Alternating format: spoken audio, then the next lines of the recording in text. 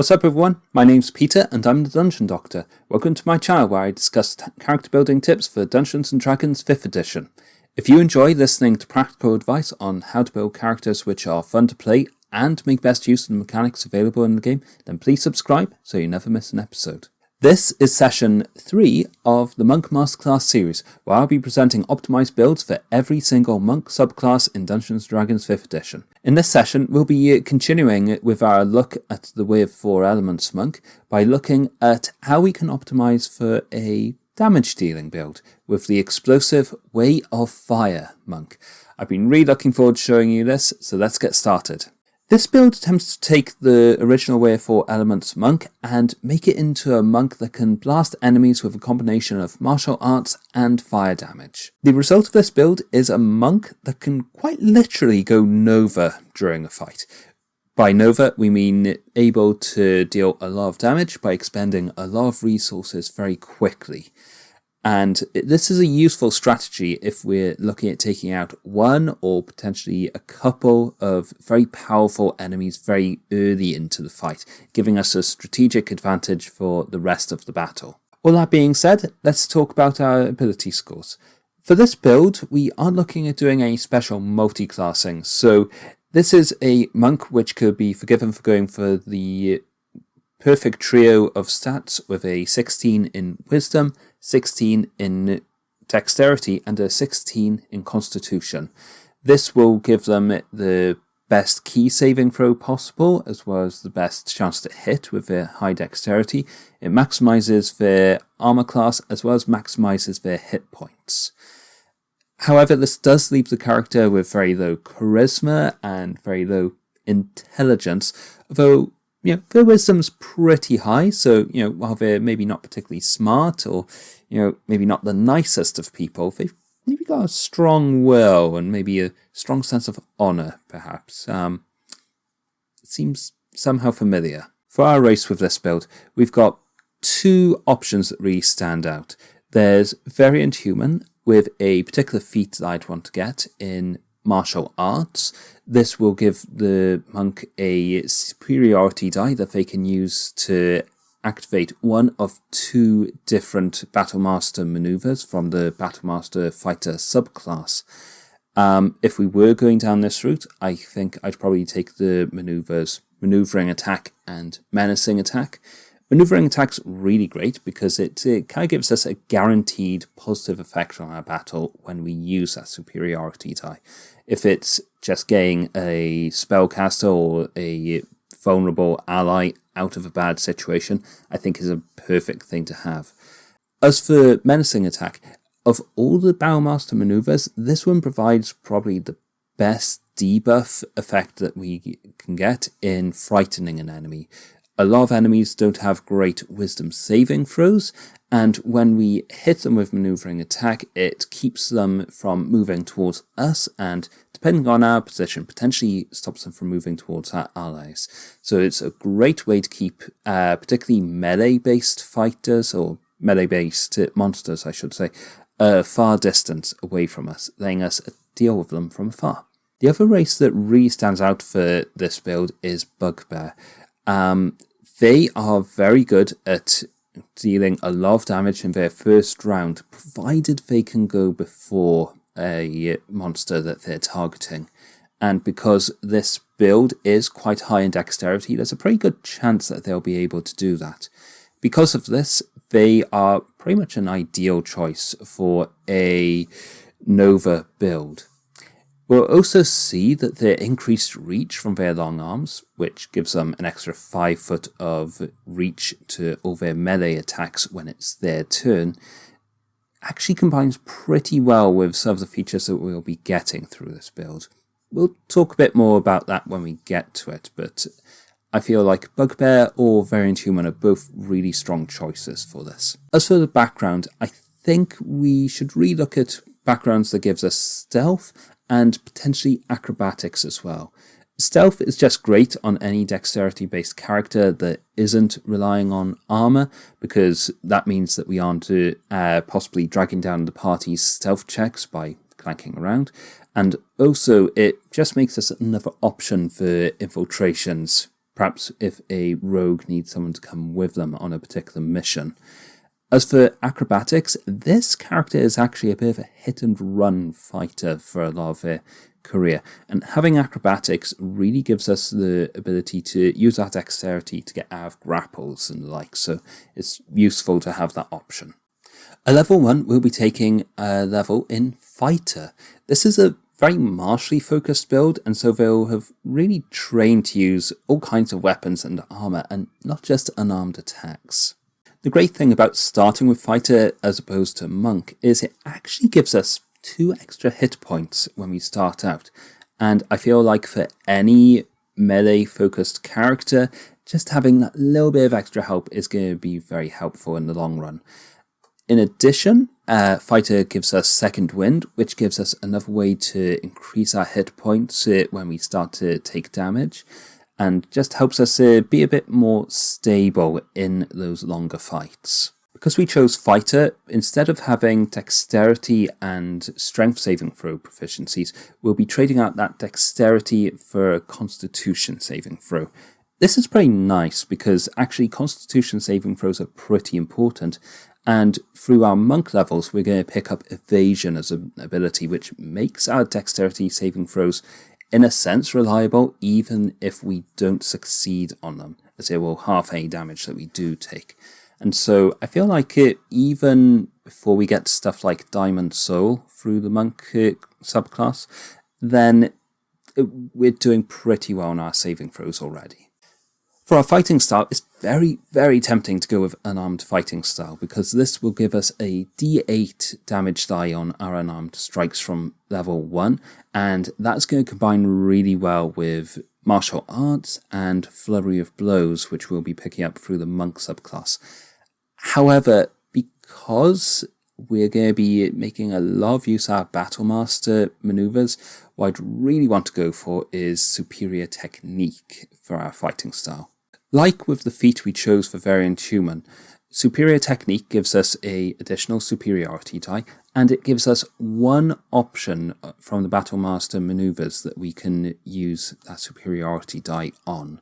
If we went with Variant Human, this means that at level 1 we are starting out with 2 superiority die, both with a d6 damage die, and also 3 different maneuvers. For the maneuver that we pick up from Superior Technique, I'd probably go for Trip Attack, as this is quite an easy way to get a creature prone quite early into our attack, meaning that if we then move up to within 5 feet of them, all the rest of our melee attacks against them will be made with advantage. This will be really useful if we're trying to make the most of a Nova round's damage. For weapons, I think the best weapon we could pick up at level 1 would be the Rapier, as that gives us a d8 damage die, and it relies on our dexterity. However, when we get to level 1 Monk, we don't have access to the dedicated weapon feature from Tasha's Cauldron of Everything, so at that point we'd have to swap to a quarterstaff. When wielded with 2 hands, this still gives us a d8 damage die, but the great thing with the quarterstaff is it means that we can still use our martial arts with it. When eventually we get to level 2 Monk, if we're using the optional features in Tasha's Cauldron of Everything, we'll be able to use our martial weapons proficiencies to use a longsword with our dexterity, and at that point we'll be able to use it with 2 hands, giving us a d10 damage die when we use that, which is some pretty good damage when we're just using a attack action. As well as the Rapier at level 1, we should also pick up a longbow. We will be a dexterity based fighter, and we have proficiency in longbows, and so I think it's a good idea to have it on hand as a very good ranged attack that we can switch to when the need arises. So, at level 2, we gain a level in Monk, making us a Monk 1 and a Fighter 1. This makes our unarmored armor class 16 from our dexterity of +3 and our wisdom of a +3 modifier as well. This is better than if we use studded leather without a shield. However, if we were using studded leather with a shield, I think we'd have a 17 armor class. It's a not great trade-off though, that 1 point of armor class, as it does mean we don't get to use our martial arts as a bonus action when using armor. At this point, we already have a pretty decent burst round. Because of martial arts, we've got a second attack that we can make on our turn, which uses our dexterity, and it has our dexterity modifier as part of the damage. And so we could rush up to an enemy, hit them with our main attack and our bonus action attack, and expend both our superiority die on them if we were a variant human. Otherwise, if we were a bugbear and we managed to get that surprise, we could rush up, use our 1 superiority die, and hopefully get that additional surprise attack damage on both those attacks too. At level 3, we gain another monk level. This gives us access to the dedicated weapon feature, so hopefully, if our DM isn't using those features, we'll be able to use a longsword with our main attack and still benefit from martial arts. We also gain 2 key points, giving us the ability to use Flurry of Blows, Patient Defense, or Step of the Wind.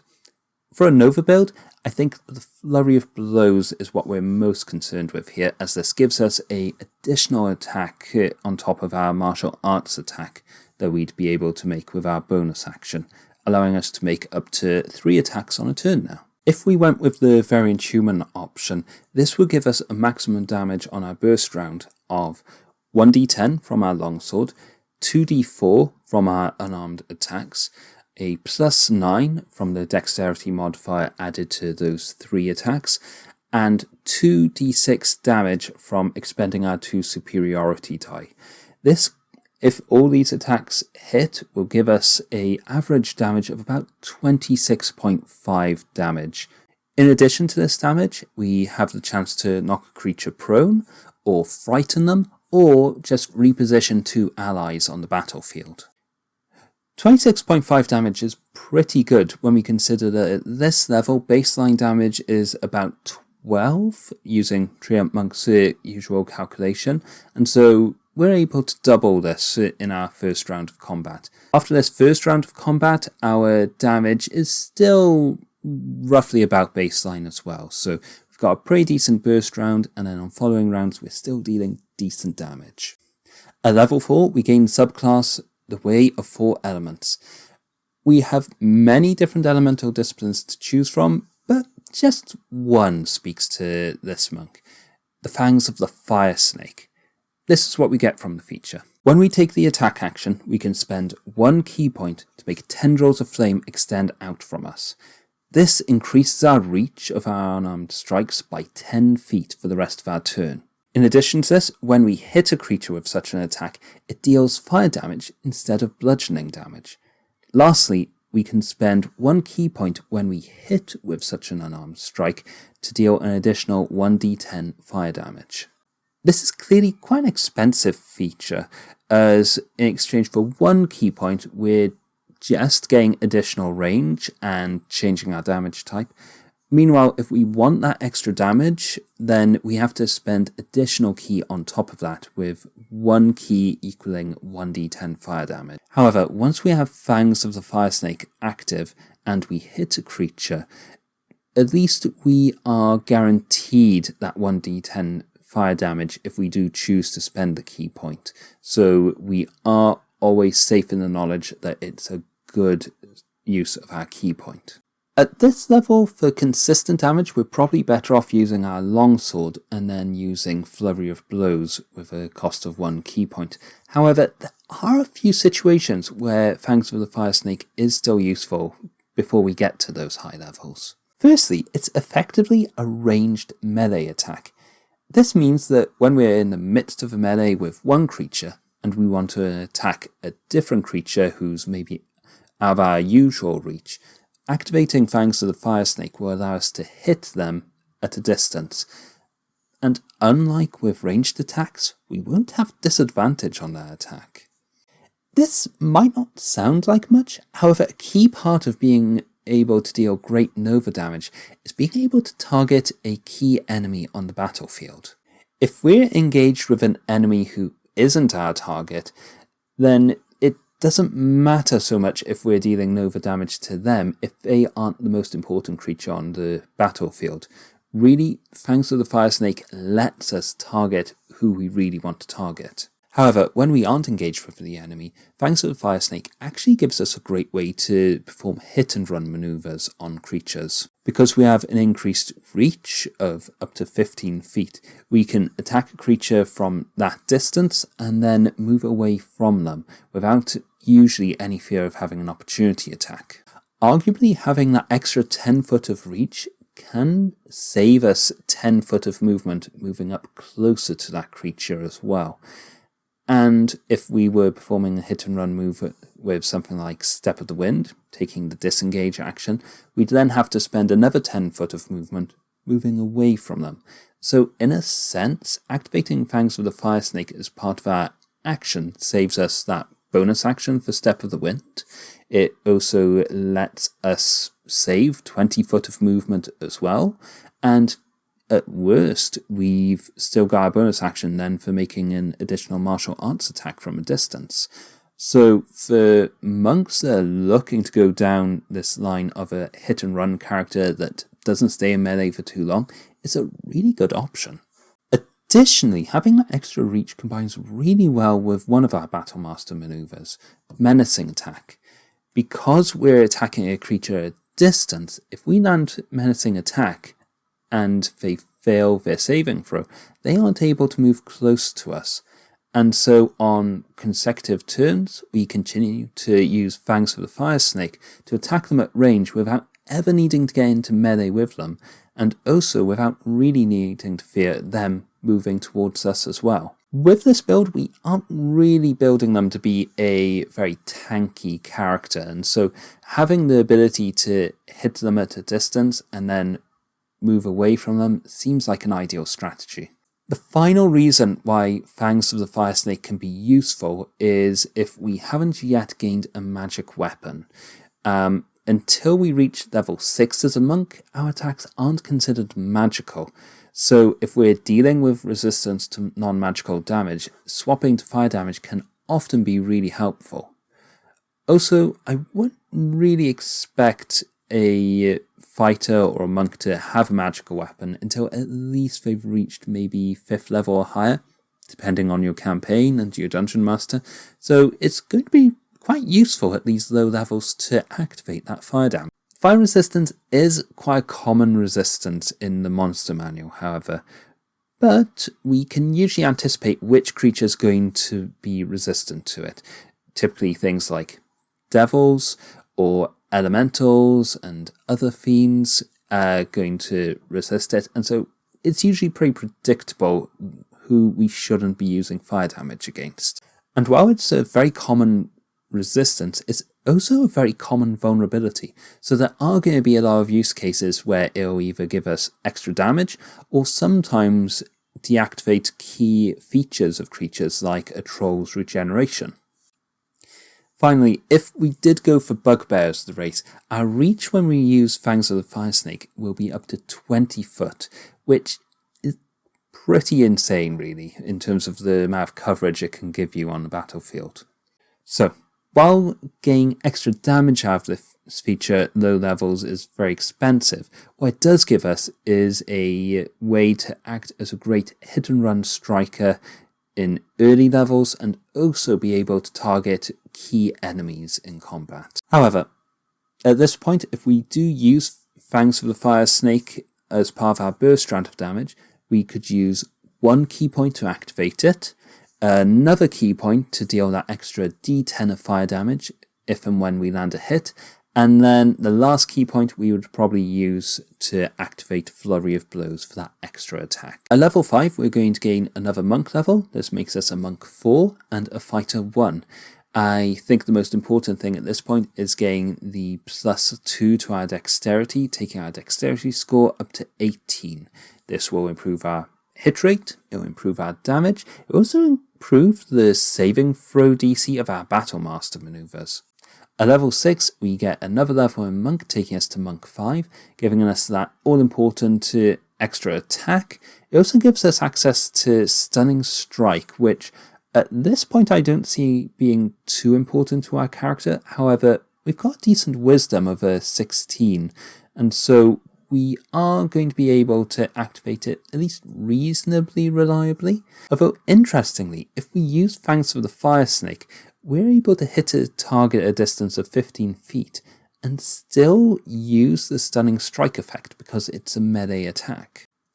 I don't believe there's another way to cause the stunned condition from this far away, so this is actually quite unique to this monk subclass.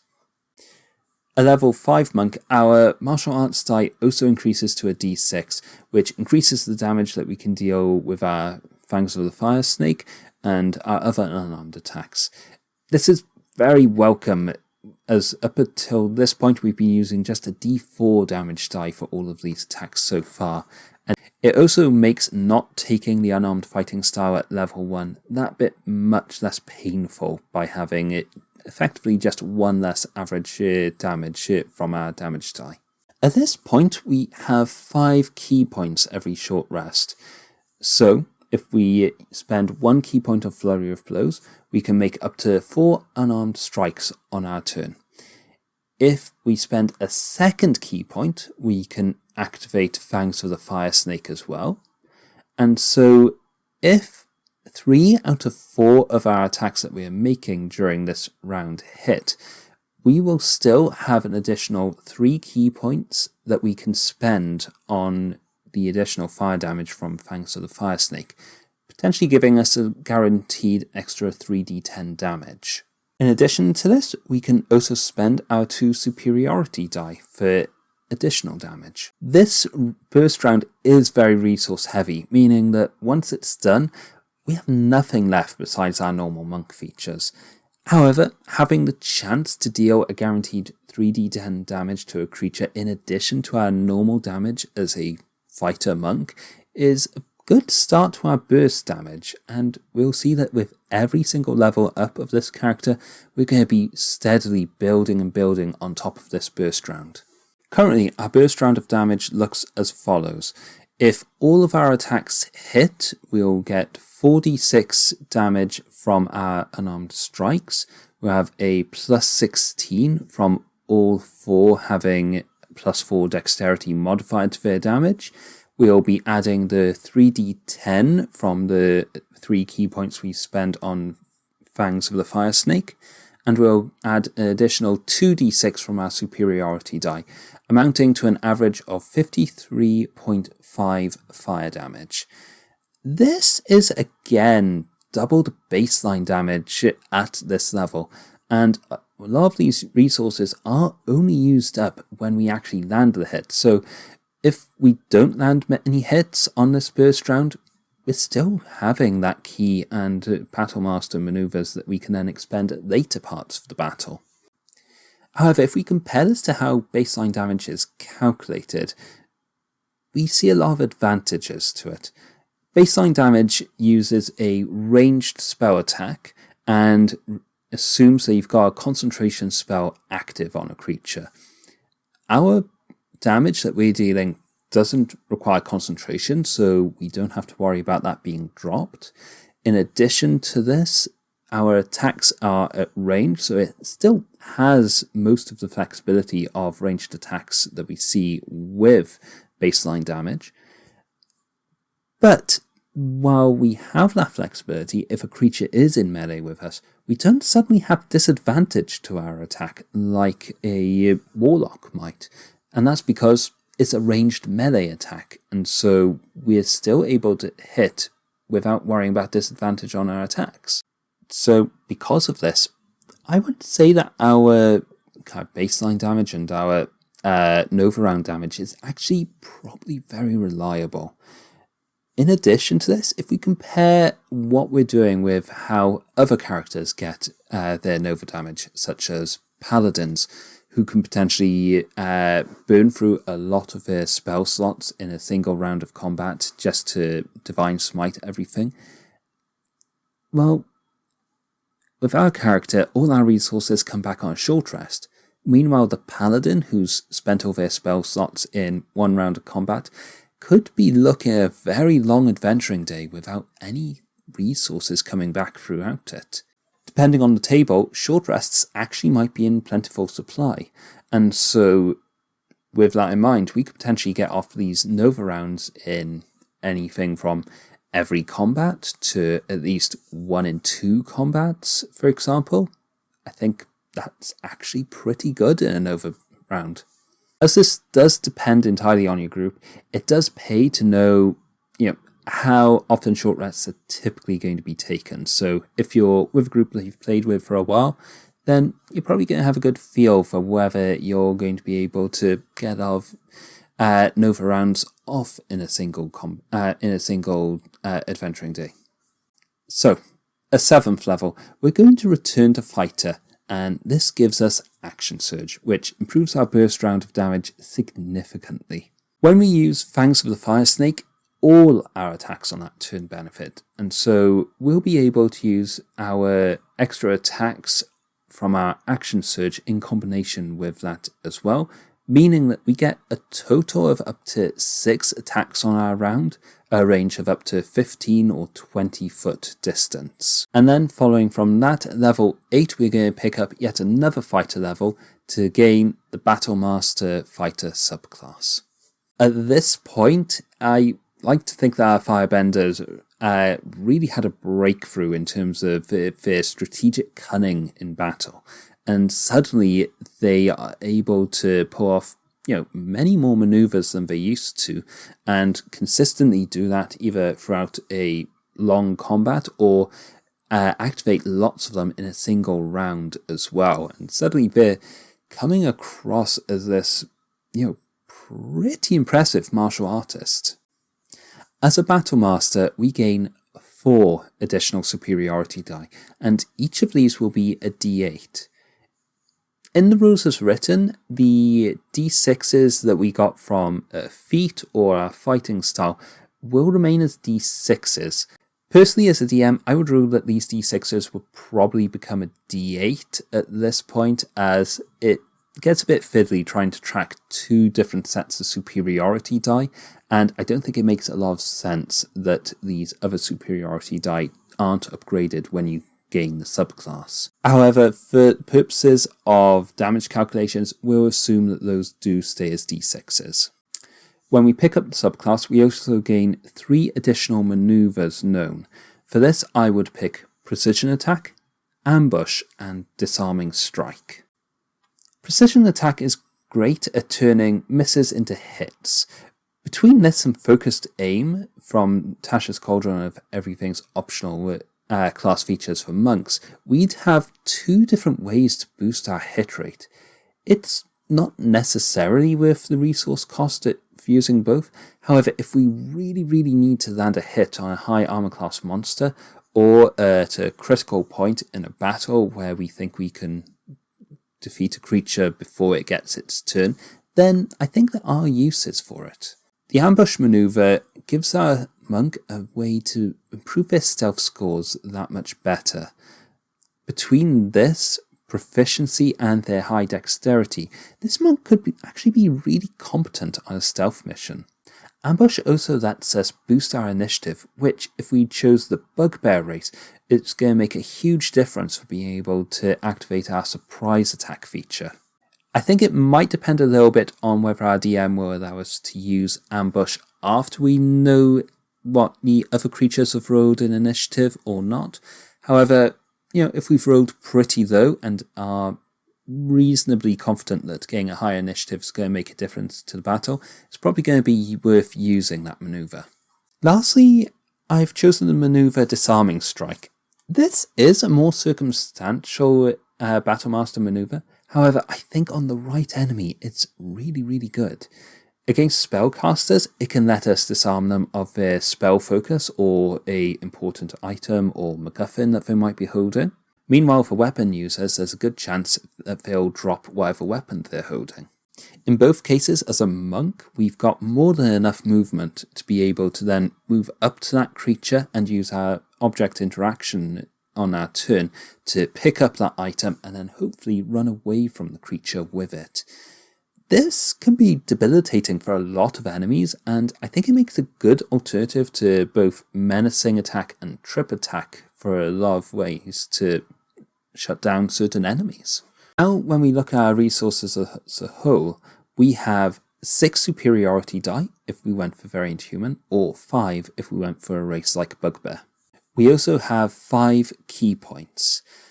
This means if we focus purely on damage, we could potentially deal up to 6 attacks on a single round using Action Surge and Flurry of Blows. We can spend all 6 superiority dice to increase damage or turn misses into hits.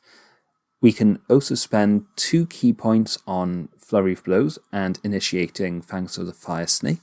And with our remaining 3 key points, we can add a d10 fire damage to 3 of the attacks that hit. If all of our attacks were to hit without needing to change any misses to hits, we would gain 66 plus 24 damage from our unarmed strikes. We'd have 2d6 damage and 4d8 damage from our superiority dice. And we would gain additional 3d10 damage from our Fangs of the Fire Snake. Assuming all of those attacks hit, this gives us a burst damage round of about 83.5 fire damage. Note that Treant Monk's baseline damage around this level is 28, so now we're roughly tripling the damage that Faye can deal in our first round of combat. The hit rate of baseline is slightly better than ours at this point, as we'll still need to wait one more level before we can maximize our dexterity. However, we do have 2 ways of improving our hit rate between focused aim and precision attack. Because of this, it is difficult to compare the 2 ways of dealing damage in terms of hit rates. Also, with features like Trip Attack, we could potentially be knocking a creature prone early into our attack round, and this will give us advantage on all consecutive attacks in that turn. So there's a very good chance that our hit rate will be very good because of that. Additionally, most of our resources are only being used when we actually get a hit, and so while it does look resource intensive, this does assume that we're actually going to hit on every attack. However, realistically, we've probably got enough resources that we're spreading our Nova round over 2 rounds of combat. We've talked a lot about damage here, but it's not the only trick our Nova Monk has up their sleeve, and it's secretly why I've been picking up so many extra superiority dice through either feat as variant human or through our fighting style from fighter. And that's because instead of using all of our resources to whittle down a creature's health, on certain creatures it might be more important to look at a different resource, their legendary resistance.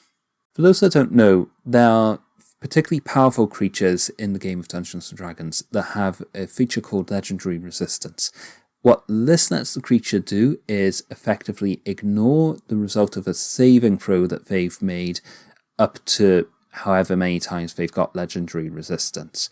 A lot of creatures usually have about 3 uses of this, although at very, very high tiers of play, this can go beyond 3 as well. Because of this, these creatures are actually able to survive in fights that a lot of lower enemies won't be able to, particularly if they would have otherwise been vulnerable to a spell or an effect that would really shut them down during a battle. Using Legendary Resistance, they can ignore that and continue to fight. However, with this monk, on our burst round, we can make up to 6 attacks. We also have 6 superiority die and 4 key points that we can use after activating Flurry of Blows. Because of this, we can force a creature to make up to 10 saving throws on a single turn, because on any one attack that we can make them make a saving throw against Stunning Strike, and we can make them make a saving throw against one of our Battle Master maneuvers. The saving throw DC for Stunning Strike at this level will be 14 on a con save. Meanwhile, our saving throw for our Battle Master maneuvers will be a DC 15, and this will be using either Wisdom or Strength saving throw, depending on if we're going for the Frightened, Prone, or Disarmed condition. If we're being pessimistic and say that a legendary creature has only a 30% chance of failing one of these saving throws normally, then by the time we've subjected them to 10 saving throws, then there's a good chance that we'll actually have used all 3 of their legendary resistances if they've chosen to use them. Because of this, there's a good chance that we can burn through all their legendary resistances in the first round of combat.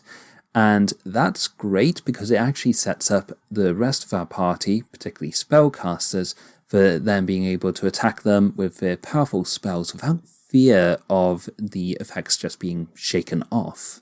Of course, it is possible that the creature will just choose to not burn a legendary resistance and actually take the effect. However, I think we can be careful in how we choose the effects that we want to deliver on the creature to make it as debilitating as possible on them for if they don't use that legendary resistance. Firstly, we've got the stunned condition. I think if a creature fails against the stunned condition, they're almost certainly going to use a legendary resistance to stop that effect, because it'll take a turn away from them and also make them vulnerable to attacks for a turn. And that's a place that any legendary creature doesn't want to be in. Meanwhile, with our Battle Master maneuvers, we've got the choice of either frightening, knocking prone, or disarming them. I think that for a lot of creatures, frightened is going to be pretty bad, particularly if they're focused on melee attacks, and so maybe a bit more of a brutish fighter type. Then I think that they'd probably choose to shake that effect with legendary resistance. However, if it's a creature that's immune to fear, then we've got those 2 other conditions that we can choose to use. The prone condition, I think that depending on where the creature's turn lies in the initiative, could be the deciding factor. Also, if the creature is a flying creature, and this is like natural flight as opposed to magical flight, I think in that case they certainly would want to use a legendary resistance to prevent themselves getting knocked out of the air. Lastly, disarming attack really is there to cover our bases for when we aren't fighting these brutish melee-based attackers and are maybe up against spellcasters. I think if they've got a spellcasting focus that they don't want to drop, being able to disarm them would be pretty bad for them, and so they'll almost certainly want to choose to just make the saving throw as opposed to risk being seriously debilitated for the rest of the round. Finally, none of these conditions require concentration, so in the cases where we aren't facing creatures with legendary resistance, we have the very real chance of stacking multiple effects on top of each other and not having to worry about our concentration ending or not being able to have them all working at the same time. Of course, to make this strategy work, we will need to hit the creatures first, and that's where precision attack and focused aim may help, although it will burn through our resources a lot quicker. And the last thing to mention is that this is a trick that we can pull off once per short rest because of the way that our resources regenerate. And I think at level 8, where legendary monsters are becoming a bit more frequent, I think this is probably a good time to have access to that ability. I think if during a short rest we do come up against a legendary creature, I think it's a very good use of our resources to be able to take that advantage away from them. And I think we'd probably be happy not having many resources after that if it means that we've had a huge impact on the rest of the battle. Additionally, something I haven't really mentioned is with all our damage dealing or our status conditions, because of the way that we're delivering attacks, it's very possible for us to deal these effects between multiple enemies. So perhaps between 2 particularly powerful enemies or between lots of smaller minions as well.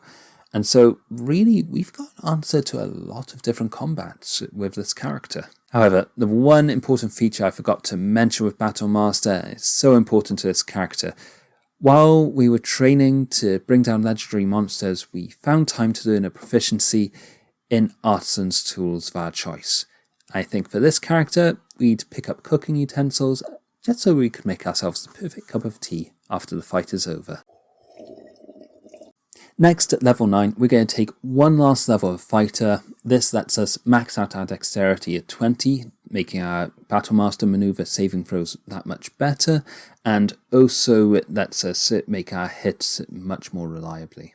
If players want to diversify their character a bit more and maybe have more reliable damage outside their Nova round, instead of taking the +2 dexterity, they could take the sharpshooter feat at this point, and make use of that proficiency in the longbow that we had much earlier. And so what they'd probably do is, after delivering a lot of damage in their Nova round, they'd then be able to fall back and just rely on making those longbow attacks round after round for delivering consistent damage thereafter. If we went with the Bugbear race, maybe instead of the +2 dexterity, we'd maybe pick up the alarm feat as well, just making our ability to go early initiative that much more reliable. With that, we're now done with Fighter. We don't gain anything really from going to level 5 Fighter because we've already got extra attack. It would help us improve our ability score increases a bit faster. However, I think it's best that we return to Monk. So, at level 10, we pick up another level of Monk, and we're now Monk 6 and Fighter 4.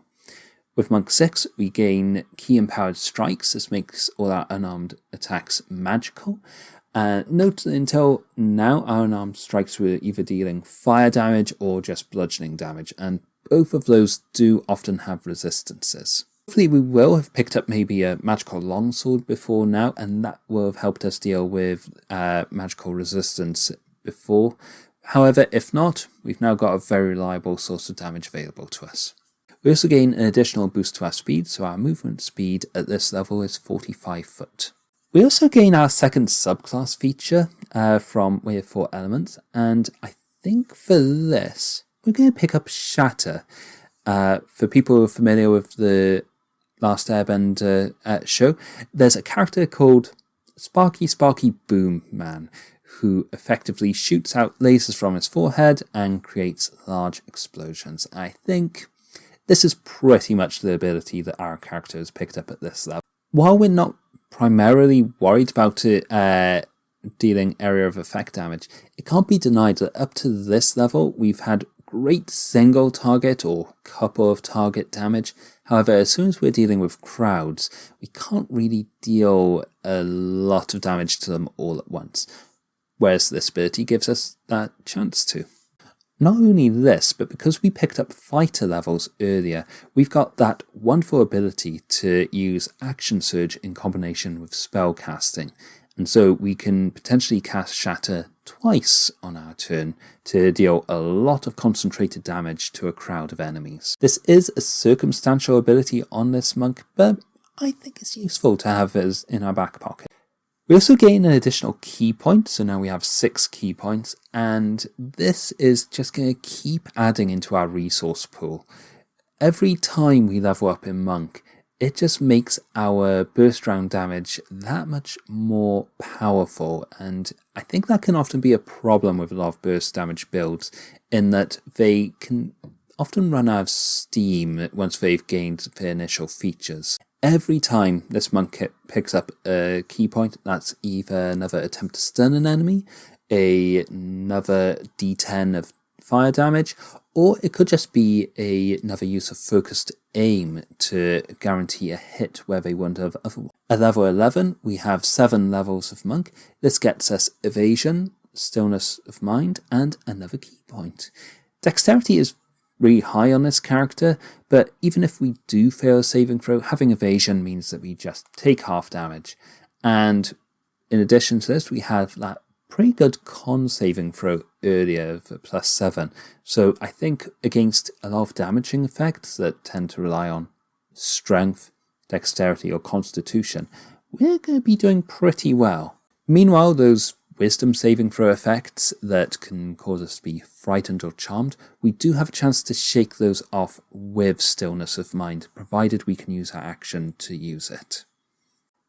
Finally, at level 12, we have our campaign capstone of one last level of monk, making us a monk 8. I think just like at Fighter 4, we have those same options for uses of our ability score increases. However, if we've maxed out dexterity, we might want to consider adding some more ability score increases to our wisdom, as this will improve our chances of landing stunning strike and will also just increase our armor class that little bit more. At level 8 monk, we've got 8 key points, which means that after we've activated Fangs of the Fire Snake and Flurry of Blows, we have 6 key points remaining. And so during our Nova round, if we assume that all 6 attacks hit, we can add a d10 of fire damage to each and every one of those attacks. This means that level 12, our final maximum damage if we don't get any critical hits, is going to be 66 plus 30 damage from our unarmed strikes. It'll be 60-10 additional damage from Fangs of the Fire Snake, 2d6 from the initial superiority die, and 4d8 from the Battlemaster superiority die. This gives us a potential damage of 109 on our burst round. If we picked up Bugbear, we would lose 1d6 of superiority die damage. However, if we were able to make all our attacks with the surprise attack feature, we could gain as much as an extra 12d6 damage, adding additional 38.5 on top of everything else. Meanwhile, baseline damage from Treant Monk is 42 at level, and so we're more than doubling this, in addition to all the other effects that we can create, such as knocking a creature prone, frightened, or disarming. Alternatively, we might even just want to help up to 6 allies maneuver on our first round of combat, and that can also just be a really good tactical advantage. I think, looking at the full suite of abilities, we've got a very respectable amount of damage that we're dealing as a burst damage monk, and as I've repeated a few times, all of this comes back on a short rest. But where do we go after level 12? I think we could potentially continue increasing Fighter. This lets us eventually get more superiority dice and helps us increase our ability score increases quicker. But we do only get that one additional superiority die here, usually, and so it's not going to be great. However, eventually would give us 3 attacks in a round, and this will help our burst round of damage significantly. I think another obvious multi-class would be to go into Rogue and pick up the Assassin subclass. This will allow us to make all our attacks into critical hits if we can surprise an enemy, and we've got good dexterity, we've got stealth proficiency, which we can get expertise in through Rogue, and we've got the ambush maneuver, so we've got a very good suite of abilities for actually really improving our stealth if we did go down that route.